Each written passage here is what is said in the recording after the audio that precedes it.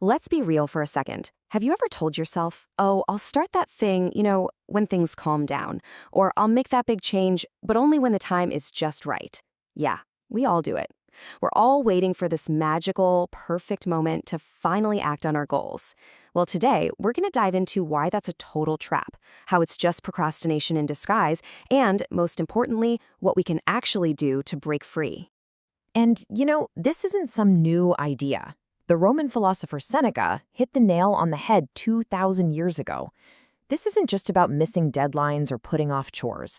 It's about life itself, just slipping away while we're standing on the sidelines, waiting for everything to be perfect. That kind of puts a real fire under what we're talking about, doesn't it? All right, so first things first, we need to completely dismantle this idea of the perfect moment. Because honestly, it's a myth. It's this powerful illusion that feels safe and responsible. But in reality, it's the #1 reason we all stay stuck. And look, if you feel like you're constantly waiting or delaying things, you are so not alone. I mean, get a load of this number. One study found that a whopping 70% of university students see themselves as procrastinators. So this isn't some weird personal failing, it's a deeply human thing. So let's make sure we're all on the same page. What are we really talking about with procrastination? It's not just planning or taking your time. The key here is that you're unnecessarily putting something off, even though you know deep down that it's probably going to cause problems for you later. It's that awareness that makes it what it is. And this brings us to the million-dollar question. Why? Why do we do this to ourselves? If we know waiting for that perfect moment is just a trap, why is it so hard to resist? Well, to figure that out, we've got to look at the psychology behind it all.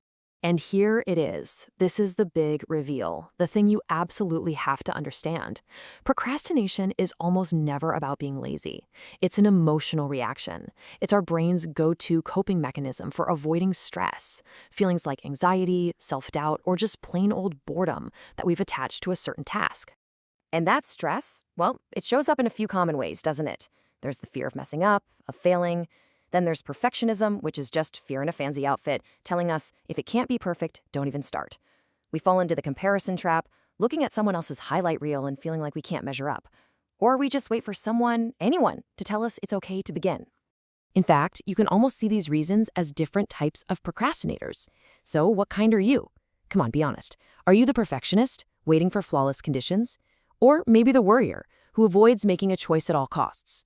The dreamer, who loves the idea but kind of hates the actual work. Or maybe you're a crisis maker who secretly loves the adrenaline rush of a last-minute deadline. Figuring out your style is a huge first step. But here's the thing. Waiting around isn't a harmless activity. It has a real, tangible cost. We're not just talking about what we fail to start. We're talking about what we actively lose while we're waiting for that perfect moment that never comes. First up, and this is a big one, opportunities. They are often incredibly time-sensitive. That dream job, that conversation, that fleeting chance, they don't hang around waiting for us to feel ready. While we're overthinking it, someone else is out there doing it. And the longer we wait, the more we just stay put. We stagnate. You can't grow in your career, in your life, without taking action, making mistakes, and learning. A life spent on hold is basically a recipe for future regret, for looking back and thinking, man, I wish I'd just gone for it. Now, this one is kind of sneaky, but it is so damaging. Every single time we choose to wait instead of act, we're sending a tiny message to our own brain, I don't trust myself to handle this.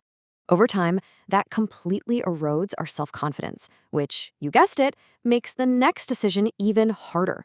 It's a vicious cycle. And look, this isn't just a theory. A researcher at Cornell interviewed over 1,000 older people, asking for their biggest life lessons. And one of the most powerful, consistent themes, just how much they regretted all the time they had wasted worrying. Their advice was simple. Life is way too short for that. Okay, so we've seen the problem. We've felt the cost. That's the heavy part. So what on earth do we do about it? Well, let's talk about a ridiculously simple but incredibly powerful tool that's designed to stop that moment of hesitation dead in its tracks. It's called the 5-second rule. And basically, it's a form of metacognition, which, yeah, it sounds like a big fancy word, but all it really means is thinking about your thinking. It's a way to outsmart your own brain and beat it to the punch before it has a chance to flood you with all those doubts and fears that keep you frozen. Here's exactly how it works. It's so easy. The moment you have that instinct to act, to speak up, to get out of bed, to start writing, you feel that hesitation start to creep in. That's your cue. You immediately count down, either out loud or in your head, 5, 4, 3, 2, 1. That countdown acts like a pattern interrupt for your brain, and when you hit 1, you just physically move. You launch yourself into action before you can talk yourself out of it. And this is the secret sauce right here. A change in your body leads to a change in your mind. The action itself creates the motivation, not the other way around. If you wait until you feel like it, you're going to be waiting a long, long time. Action first, feeling second.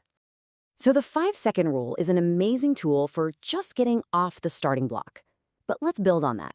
Let's talk about a few more strategies you can use to build and keep that forward momentum going. This is a really great way to think about it, breaking change down into 3 parts: how you think, what you say, and what you do. Let's take the perfectionists, for example. Instead of thinking about perfection, you just aim for excellence. You change your self-talk from "I should do this" to "I could do this." And then you take action, like setting a timer so you literally can't overthink it forever. And here are a few more rapid-fire tips.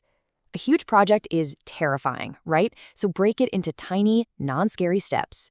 Build an action habit by doing just one small thing you've been avoiding every single day. Talk it out with someone you trust to get a fresh perspective, and for goodness sakes, make sure your goals are actually clear and realistic to begin with. If you only remember one single thing from our time together today, please let it be this: taking one messy, clumsy, imperfect step forward is infinitely better than standing perfectly still, waiting for a moment that will never, ever arrive. Progress over perfection, always. So I'm going to leave you with this. The perfect moment isn't on its way. It's already here. It's right now. So what's your first 5-second step? What is one small, immediate action you can take as soon as this is over to move towards something you care about? Think about it. And then 5, 4, 3, 2, 1, go do it.